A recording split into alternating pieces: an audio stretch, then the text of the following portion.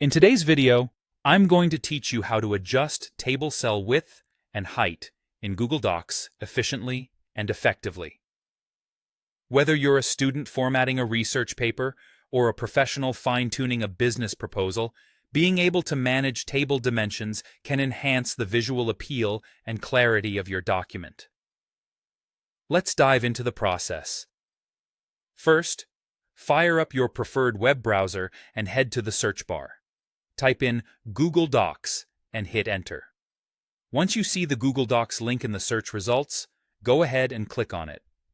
If you're not already signed in, you'll need to log in using your Google credentials. With that done, your Google document should be up and ready. Now, let's focus on adjusting the column widths in your table. Move your cursor over to one of the vertical grid lines that divide the columns. When you notice your cursor change into a two-sided arrow, it's time to click and hold. Now, drag that line either to the left or the right until you reach the desired column width. This method is perfect for quick adjustments and requires only a bit of clicking and dragging precision. Let's switch gears to row height adjustment. Similarly, direct your cursor to any horizontal grid line that separates the rows. Once your cursor changes into a two-sided arrow again, it's time to click and hold. This time, drag the line either up or down depending on whether you wish to increase or decrease the row height. This visual and dynamic approach offers you more control over the layout of your table.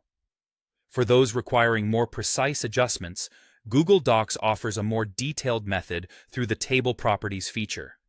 Start by clicking inside the table to highlight it, then right-click and select Table Properties from the menu that appears. Alternatively, if you prefer navigation through the menu bar, head to Format followed by Table and then choose Table Properties or Options. Here, a sidebar will pop up with various options to tweak your table's dimensions further. The Column drop-down allows you to specify an exact width for the column of the selected cell or a group of cells. Similarly, the Row drop-down will let you input a specific minimum row height you want the table to adhere to. Last but not least is the Cell drop-down, which includes a feature to adjust the cell padding. Modifying this can slightly alter the cell's height and overall spacing within the cell.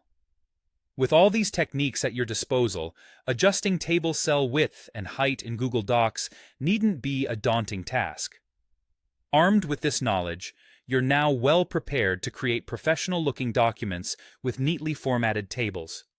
Thank you for tuning in, and happy formatting.